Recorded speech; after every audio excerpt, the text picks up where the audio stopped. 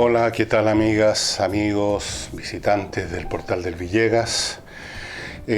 Antes de empezar en materia, para que no se me vaya a olvidar, como es mi costumbre, les recuerdo que este programa, si usted lo quiere ver más tarde, en una pantalla más ancha, qué sé yo, lo puede ver en el canal GTD Manquehue Prime, de Telefónica del Sur también, canal GTD Prime Manquehue, Telefónica del Sur.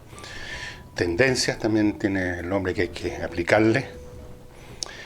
Canal 31 y 481, esto en el sur de Chile. Si prefiere hacerlo así, verlo en un televisor, en vez de verlo en el monitor de un computador, voy a repetir. Canal GTD Manquehue, Telefónica del Sur, Tendencias Prime, canal 31. Canal 31, eso es lo importante que se acuerden.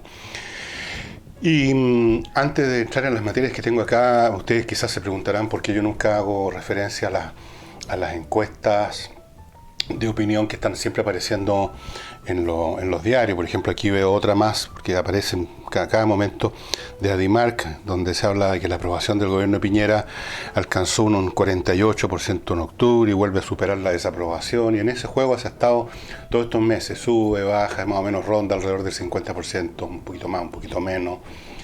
Y no le he dado mucha pelota a eso, con todo respeto para los encuestadores, porque no le encuentro ninguna relevancia al asunto. Es decir, me parece bastante banal que la aprobación o desaprobación de este presidente o de cualquiera suba o baja por cosas absurdas, de detalle que incluso están fuera del control de un presidente de la República, como el precio de la benzina.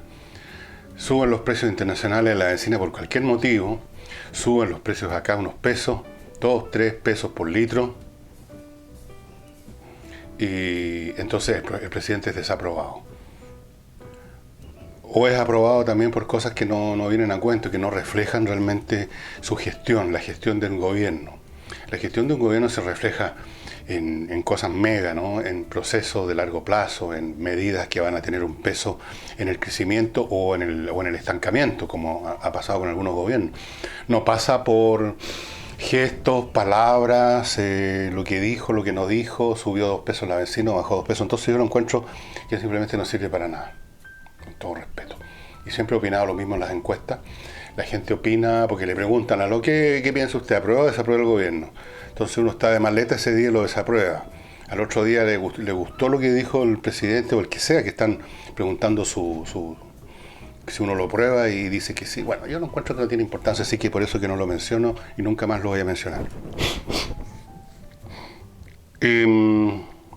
A propósito de Brasil y Bolsonaro, esta vez no voy a referirme a las reacciones internas, ya hemos hablado de eso bastante, sino que a lo que ocurre en Brasil. Resulta que este caballero, por aquí lo tengo los datos, sí, anunció que iba a unir en una sola entidad el Ministerio de Medio Ambiente y el Ministerio de Agricultura.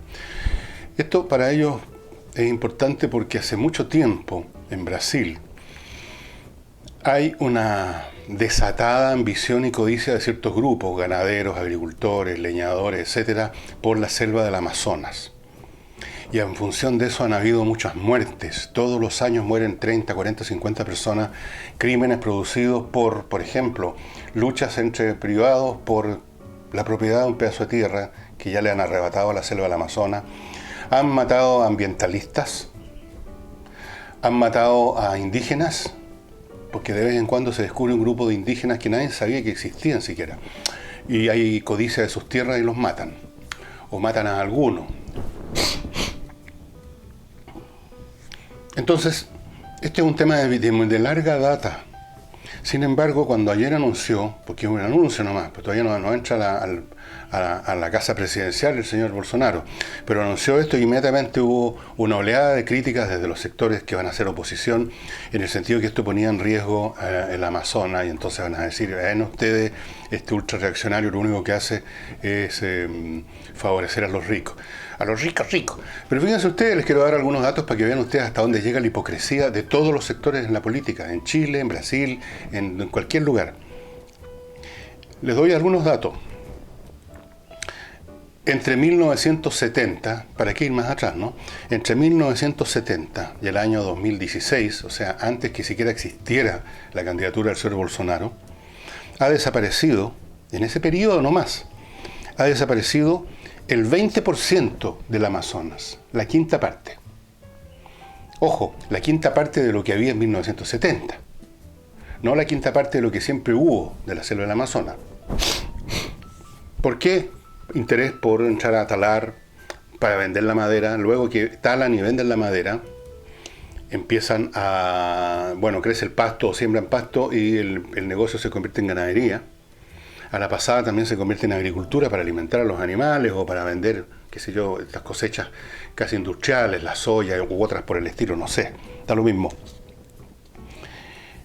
Más todavía, el último año y el penúltimo, los últimos 2 o 3 años, o sea, no con el gobierno del señor Bolsonaro, que todavía no gobierna, la deforestación que por un momento vi, después de muchos esfuerzos internacionales, presiones de grupos ecologistas, etcétera, había disminuido un poquito, aumentó, escuchen la cifra, en un 467%, o sea, 4 veces y media aumentó la deforestación. Voy a ser más concreto todavía. En el gobierno del Partido de los Trabajadores, por Dios, ¿no es cierto? O sea, los progresistas. En el gobierno de Lula, y esto provocó la renuncia del ministro del Medio Ambiente, una señora que tenía... En el gobierno de Lula se le entregaron a los privados, para que hicieran lo que quisieran, 670.000 kilómetros cuadrados del Amazonas.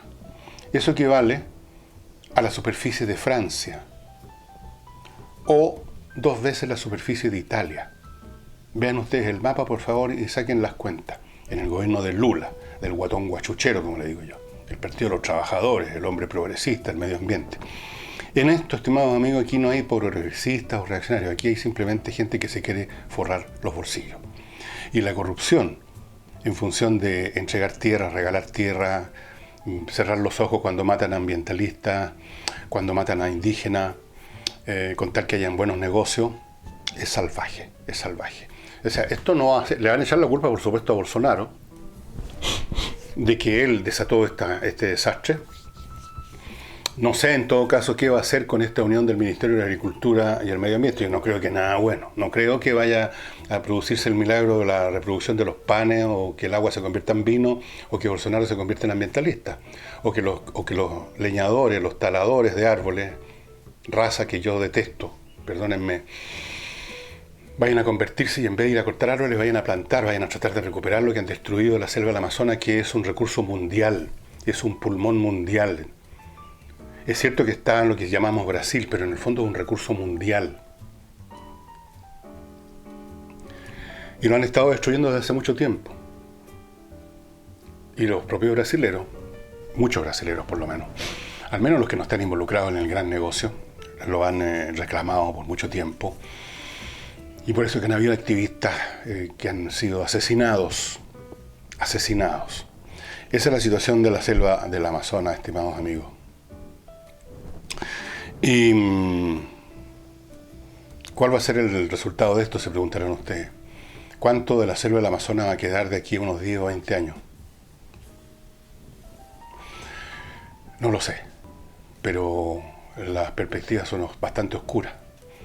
Porque una vez que se empieza a hacer algo nefasto, que a lo mejor al principio costó un poquito hacerlo, después ya la gente se ceba, ¿no? La plata...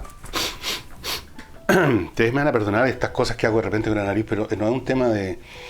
Es un tema de enfermedad, ¿me entienden? No lo puedo evitar. Otra noticia internacional que quiero darle, que es muy importante porque las noticias nacionales, que yo las examino antes de entrar al programa, no son de una importancia tan salvaje como para estar perdiendo mucho tiempo en ellas hoy día, por lo menos. La señora Merkel, que ha sido premier, la primera ministra, la gobernanta, la mujer más importante del mundo, le dicen, ustedes saben, les encanta la prensa estos rankings, los 100 hombres más importantes, las 100 mujeres más importantes.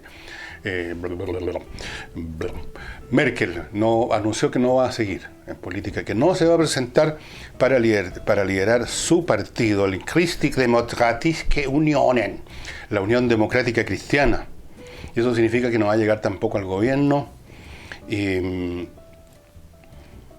Es una situación de traspiés políticos, una situación que se produjo por obra y gracia de las propias semillas que la señora Merkel y su gobierno sembraron cuando acogieron a más de 1 millón de musulmanes en Alemania. Eso inició, y yo creo que es la causa fundamental, si es que hay alguna otra, creo que no hay ninguna otra, para explicar el brutal deterioro de esta política alemana. Se le ha desarmado todo. Han crecido los gobiernos, esto que llaman los partidos de ultraderecha, derecha, los partidos neonazis, como dicen otros con un aire más grave. En realidad no hay ningún partido neonazi en Alemania. Hay grupos neonazis, eso sí, que han adquirido más fuerza, pero eso es un asunto oscilatorio, que tiene muchos años. De repente se nos olvida un poquito la historia de Alemania. El hecho es que se le ha desarmado el naipe completamente a la señora Merkel y se da cuenta que no hay mucha agua en su piscina y entonces no va a seguir, y ya hay un montón de postulantes a sucederla en el cargo como la presidenta del Christliche Demokratische Union. Y todo esto me recuerda a lo que sucedió, miren ustedes los paralelos de la historia, que a lo mejor son equivocados, pero se me ocurrió ayer mientras estudiaba esta cosa en Alemania. Lo que ocurrió en Alemania en 1890. Miren que me voy para atrás. En 1890, el Kaiser Guillermo II, el que sería uno de los protagonistas de la Primera Guerra Mundial, despidió al canciller de hierro Otto von Bismarck, uno de los más grandes políticos que ha tenido la humanidad en su conjunto. Un tipo de una dureza, de un realismo brutal. Uno de los padres de la unificación alemana. Acuérdense que Alemania no existía como entidad política hasta después de la guerra franco-prusiana de 1870. Durante los años en que él fue el hombre que mandaba prácticamente en Alemania, antes de Guillermo II, con Guillermo I especialmente, él llevó a cabo una política internacional estupendamente bien pensada y ayudó a mantener la paz de Europa. Ayudó a controlar el afán, obviamente, revanchista de Francia, que había perdido Alsacia y Lorena, las provincias que están al noreste de Francia, pegadas a la frontera con Alemania, que luego las recuperaron en la Primera Guerra Mundial. Controla las cosas, hizo tratos con los rusos, manejaba las cosas con allá, cuando había problemas con los turcos, cuando habían amenazas de guerra por distintas razones. Él era uno de los factores que ayudaba a controlar todo, mantuvo la cosa tranquila durante mucho tiempo con su política inteligente. Cuando le decían, hay una famosa situación en ese momento, en esos años en Europa, los países estaban compitiendo por obtener colonias, sobre todo en África. Era lo que se llama The Scramble for Africa, la pelotera por África, el pleito por África. Cada cual quería tener sus colonias, ni siquiera era porque fueran a hacerse ricos con las colonias explotando a los indígenas. Era una cuestión de prestigio. A muchos de estos países estas colonias no les produjeron más que costo. Pero era un asunto de prestigio. Y cuando un político le señaló a Bismarck que Alemania se estaba quedando fuera de esta competencia, que no tenía tierras en África, que cómo era la cosa, que los ingleses tenían, que los franceses, hasta los españoles, todo el mundo, los italianos querían tener también colonias ahí. Y bueno, ¿y qué pasa con nosotros?, decía. Y él le mostró un mapa de Europa y le dijo, el mapa de África está aquí, en Europa, para Alemania. Y le dijo, Alemania está entre Rusia, la Rusia zarista de esa época por un lado, y Francia, que busca la revancha por el otro. Aquí está nuestro mapa. Bueno, se despidió a Otto von Bismarck y allí viene una historia larga que desemboca en la Primera Guerra Mundial de cancilleres que podían ser tipos inteligentes a veces, yo no digo que fueran puros idiotas ni mucho menos, pero no estaban a la altura de las circunstancias, y todas las políticas de Bismarck de mantener las cosas bajo control en la política europea se derrumbaron. Un canciller lo sucedía a otro, había discontinuidad en las políticas, a veces las políticas eran absurdas. De hecho, Guillermo II fue uno de los factores de mucha beligerancia. Alemania tenía muy buena imagen con Inglaterra, pero la perdió en gran parte gracias a lo que decía, lo que hacía Guillermo II. En fin, se desarmó el naipe. Entonces, cuando pienso en la Europa moderna, que ha sido en gran parte un remanso de paz y de unidad, a pesar de las diferencias por muchas cosas.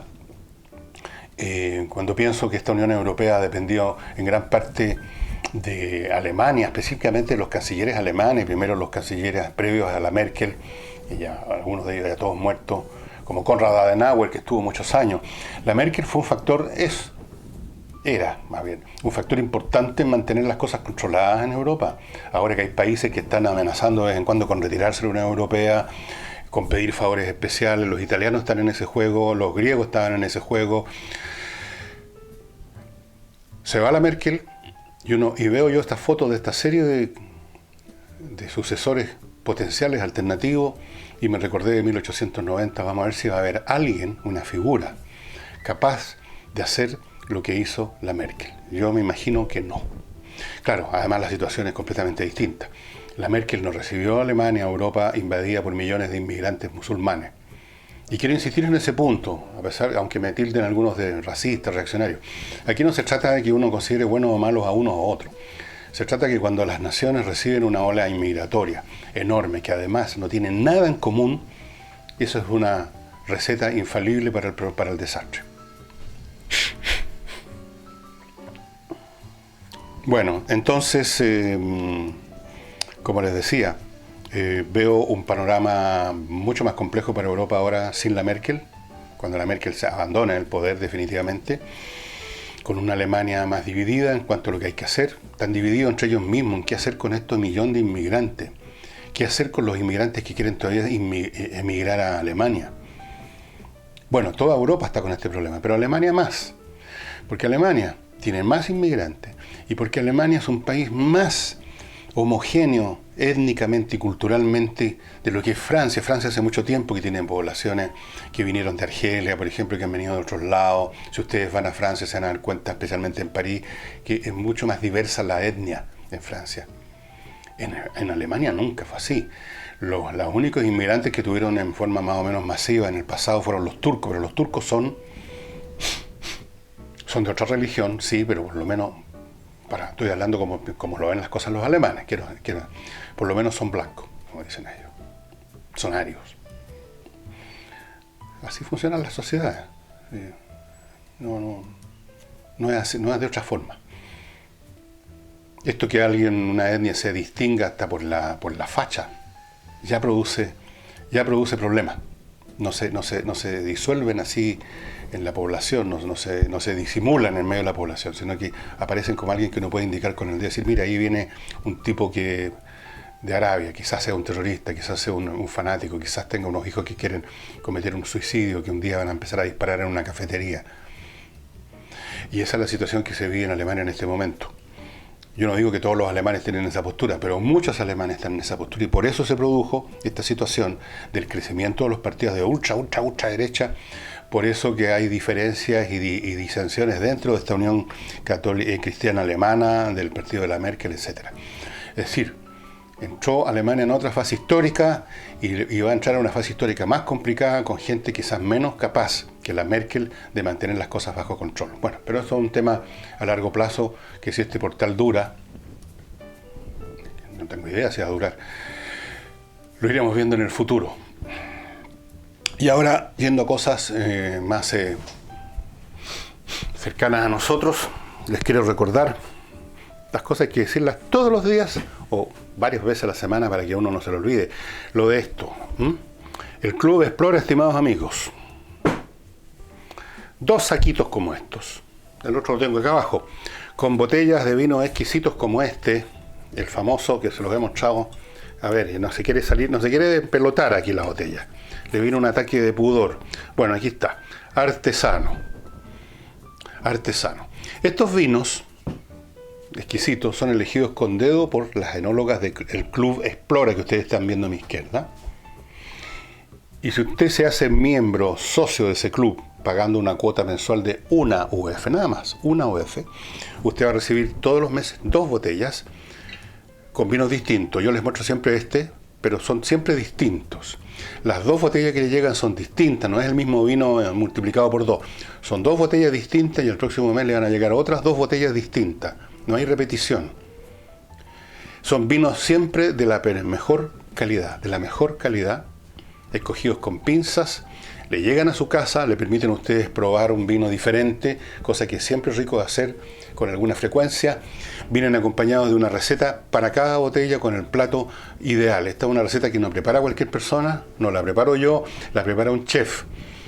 Y todas estas cosas, por una suma que me parece absolutamente razonable, una OF le llegan al domicilio, el lugar que usted señala, 2 botellas, uno está con sorpresa esperando que nos va a llegar, siempre sabiendo que va a ser un vino rico porque uno puede explorar por su cuenta, ir a una botillería de barrio. Ese es un viejo mito, que en las botillerías de barrio hay fondeadas unas botellas polvorientas que son salvajes, pero nadie las había comprado porque eran muy caras. Las pinzas, a veces son unos vinos que simplemente no sirven ni para hacer ensalada. No, estos son vinos elegidos por enólogas y son realmente maravillosos. Créanme, yo lo firmo con la lengua porque ya me probé una de estas botellas. Usted puede además hacer un regalo. Usted puede, con una gift card, regalarle una suscripción a quien quiere regalar, a quien quiere regalonear. La suscripción puede ser simplemente por un mes, por una ocasión, o puede ser por muchos meses, o por varios meses. Usted verá qué es lo que quiere regalar. Y ahí está a su disposición el Club Explora. Ustedes están viendo a mi izquierda, señora, señor de las pantallas, espero que no haya equivocaciones esta vez, los datos para ponerse en contacto con el Club Explora. Y yendo a una cosa más local ahora, volvimos a tener un trato con Argentina para recibir gas de ellos. Vuelven a enviarnos los argentinos gas. Y el gobierno chileno habla con mucho entusiasmo y con mucho optimismo de llegar a una integración energética con Argentina. Ok. Llegar a una integración de cualquier clase que sea conveniente para todas las partes es estupendo. Ojalá tuviéramos también una integración energética de otra clase con Bolivia, ¿por qué no? Con Perú, con Argentina, con quien sea. Pero hay que tener cuidado de repente. Los entusiasmos a lo largo de la vida yo he visto que no hay nada más engañosa, no hay emoción más engañosa que los entusiasmos. Los entusiasmos duran lo que duran los entusiasmos. Ya tuvimos una experiencia con los argentinos. El señor Kirchner nos cortó el gas simplemente en un momento dado. Porque tenían problemas ellos con su propio consumo de gas. Integrarse con Argentina está bien siempre y cuando no dependamos de Argentina. No podemos depender de una nación con gobiernos que tienen conductas como las que han tenido los gobiernos argentinos hacia nosotros a lo largo de décadas. No solamente con los gobiernos de Kirchner, sino que hemos tenido y vamos a tener conflictos fronterizos. Campos de Hielo va a ser otra vez una piedra del tope en nuestras relaciones, eso se los aseguro. Ya tenemos, y tengo varios mails de personas de la zona que me lo denuncian, incursiones, esto es lo primero que hacen siempre los argentinos, de patrullas de gendarme, dándose vueltas donde no corresponde, y haciendo actos de ocupación o de tránsito por lo menos. Hay que tener cuidado con Argentina.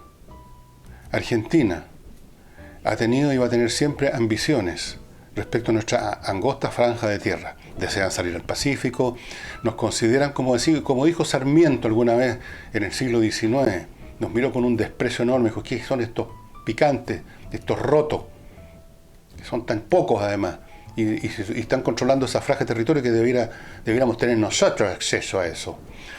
Entonces, cuidado que no convirtamos esta integración, esta cañería de gas, en una yugular que la pueden cortar en cualquier momento y dejarnos jodidos. Una de las grandes iniciativas y que revela su gran visión de estadista, que la ha tenido muchas cosas, a veces no le ha funcionado por razones, digamos, por diversas razones, las examinaremos algún día. Ese gran estadista que ha sido y es don Ricardo Lagos. Ricardo Lagos es un hombre que suele ver a largo plazo, que ve el gran cuadro. A veces por ver el gran cuadro no ve el cuadro pequeño, no ve el detalle, ¿no? Y como ustedes saben, el demonio vive en el detalle. Y está el tema, por ejemplo, el Ferrocarril al Sur, que fue un fracaso, a pesar de que la idea estratégicamente es excelente. Pero la ejecución, con mucha gente metiendo las manos en el cajón, quedó la crema. Pero la gran iniciativa de Ricardo Lagos, que sí está funcionando, fue esto de importar gas de otros lados y procesarlo en unas enormes plantas que hay cerca de Quintero, me parece que y que nos permitieron salir del paso. Y esa medida, esa iniciativa de gran calado, tenemos que mantenerla. Tenemos que ser capaces de comprar gas en cualquier parte del mundo sin depender de los caprichos políticos o geopolíticos del momento del vecino. Nosotros nunca vamos a tener problemas fronterizos con Filipinas o con la Cochinchina o con Bulgaria, pero sí vamos a tenerlo siempre con los países vecinos, porque son vecinos. Entonces, a ojo de no llevar esta integración energética a un grado tal, por la conveniencia del momento,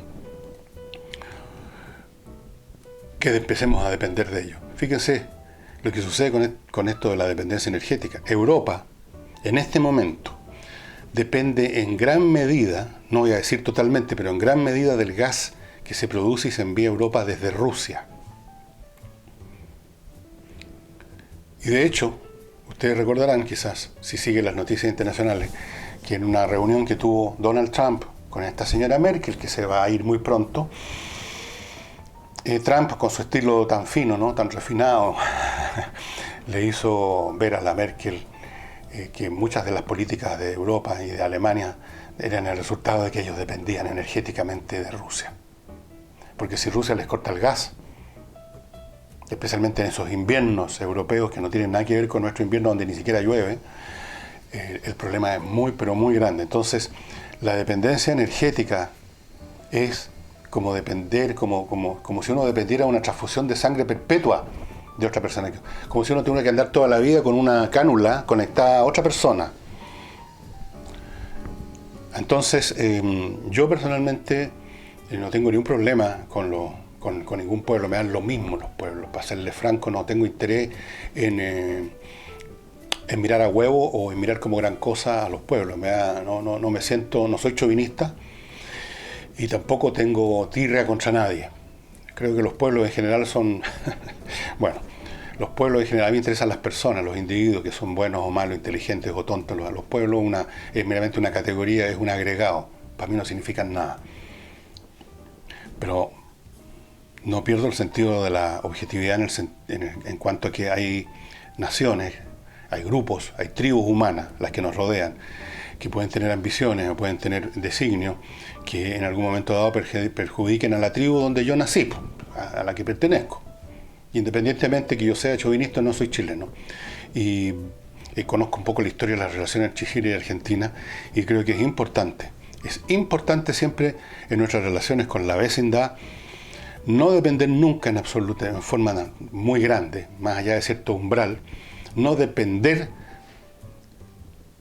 de insumos tan esenciales como la energía de nadie, primera cosa. Y segundo, y esto les va a sonar el colmo de los reaccionarios a algunos, pero es la pura realidad, es realidad histórica. Y segundo, nunca más debemos permitirnos caer en la situación en la que estuvimos por décadas y que nos costó muchos territorios. Nunca debemos permitirnos ser militarmente débiles. Porque cuando se es militarmente débil, como todo el mundo sabe que uno es débil, empiezan a presionar, pues, empiezan a empujar. Ni siquiera necesitan agitar sables, porque todos saben el ju y ju de eso. Todos saben lo que el otro tiene. Todos saben su capacidad. Y empiezan a presionar. No crean ustedes que fue por casualidad lo que pasó en el año 78, cuando Argentina nos amenazó con guerra. Ellos estaban convencidos, hasta el último minuto, que podían pasarnos por encima fácilmente. Ustedes, si quieren recordar esos tiempos, entren a YouTube. Hay un montón de documentales que se han hecho en Argentina, donde se entrevistó o se recuperan documentos de época de los generales argentinos de esa época, con cómo se expresaban de nosotros. O sea, para ellos iba a ser un paseo militar, porque sabían que este país era, por lo menos en la parte terrestre y aérea, muy débil. Y en la parte naval, ahí a medio de morir saltando. Y la razón por la que no hubo finalmente una acción militar, como la que ellos después hicieron en las Islas Falkland, ese es el nombre de las Islas Falkland, no son las Malvinas, son las Falkland, les guste o no les guste a los amigos argentinos. Y lo hicieron porque precisamente pensaron, con razón, en ese momento, que había solamente una pequeña guarnición en esa isla y que la podían avasallar, cosa que hicieron. Lo que no contaron es que después los ingleses iban a reaccionar. Entonces, ser débil es muy peligroso. Es muy peligroso. Y no es que uno quiera guerra, todo lo contrario. Pero para evitar los conflictos, para evitar la guerra, con que se nos amenace y no tenemos nada con quien defender, tengamos que entregar territorios, tengamos que hacernos los hueones, como pasó con Laguna del Desierto, que fue una vergüenza además. Para que eso no suceda, para vivir en paz, para que todos sean amorosos con uno, para que las relaciones se limiten a las relaciones diplomáticas y comerciales, que nos convienen a todos, para hacer todo eso, uno tiene que ser fuerte. Y esto vale en la vida de las personas también, cuando uno es débil de carácter, cuando uno no tiene recursos, ni siquiera temperamentales para defenderse, la gente chapea con uno. ¿No es así? Entonces, volviendo al punto, me parece bien que estemos recibiendo gas de Argentina, me parece bien que nos integremos en muchas cosas con ellos, a lo mejor también con las redes eléctricas, pero siempre no descuidando el hecho de tener una capacidad de independencia. Y por eso yo creo que fue la iniciativa más importante que ha tomado un gobierno chileno, fue la de Ricardo Lagos, con esas plantas de procesamiento de gas natural que hay en unas enormes construcciones. Ustedes habrán visto una especie de balones de gas gigantes. Eso fue una de las más importantes contribuciones. Y Lagos también hizo otra contribución, junto con el gobierno anterior, me parece que comenzó, pero especialmente Lagos. Y se continuó con los gobiernos, incluso me parece que la señora Bachelet también intervino en eso positivamente, en el sentido de mantener a nuestras Fuerzas Armadas en estado de preparación potente que nos permita vivir en paz. Porque como decían los romanos, si vis pacem para bellum, si quieres paz, prepárate para la guerra. Y yo me preparo ahora para terminar el programa. Les recuerdo que ustedes pueden ver esto en pantalla ancha, en un televisor, en Canal Tendencias Prime, ese es el nombre, ¿verdad? Canal Tendencias Prime de GTD, Manquehue, Telefónica del Sur. Tengo un poco enredo con estas palabras, pero ustedes ya saben a qué me refiero. Canal 31 y 481 para el sur de Chile. Y por muy pronto, entre paréntesis, les quiero comunicar que van a haber algunos contenidos en el portal del Villegas que van a ser de exclusivo acceso para las personas que están suscritas a Patreon. Acuérdense que la suscripción a Patreon puede ser simplemente $1 al mes, nada. Ya estamos preparando materiales especiales donde vamos a entrar a analizar mucho más a fondo distintas materias que a ustedes les pueden interesar, como determinados libros, determinadas materias culturales u otros temas que yo creo que son de interés general. Y muchas gracias a todos y nos vemos mañana.